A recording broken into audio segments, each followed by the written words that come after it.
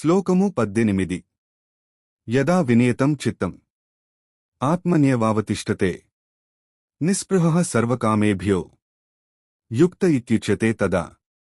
ఎప్పుడైతే మనసు పూర్తిగా నియంత్రణలోకి వచ్చి బయటి విషయాల మీద ఆశలను విడిచిపెట్టి ఆత్మలోనే స్థిరపడుతుందో ఆ స్థితిలో ఉన్న వ్యక్తినే నిజమైన యోగి అని అంటారు. శ్లోకము 19 యథా దీపో నివాతస్థో నేంగతే సోపమా స్మృత యోగినో యతచిత్తస్య యుంజతో యోగమాత్మనః. గాలి లేని చోట ఉంచిన దీపం ఎలా కదలకుండా స్థిరంగా వెలుగుతుందో అలాగే ధ్యానం చేస్తున్న యోగి యొక్క నియంత్రితమైన మనసు కూడా కదలకుండా స్థిరంగా ఉంటుంది.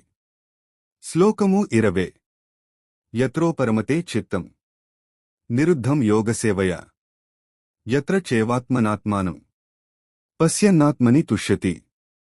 ధ్యాన సాధన ద్వారా మనస్సు పూర్తిగా నియంత్రితమై బయటి విషయాల నుంచి విరమించినప్పుడు ఆ స్థితిలో మనిషి తన ఆత్మను తనలోనే చూడగలుగుతాడు మరియు తనలోనే తృప్తిని ఆనందాన్ని పొందుతాడు. శ్లోకము 21 సుఖమాత్యంతికం యత్తత్ బుద్ధిగ్రాహ్యమతీంద్రియం వేత్తి యత్ర న చేవాయం స్థితశ్చలతి తత్వతః.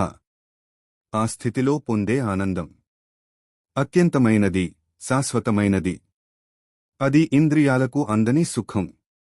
కేవలం శుద్ధమైన బుద్ధి ద్వారా మాత్రమే అనుభవించగలిగేది.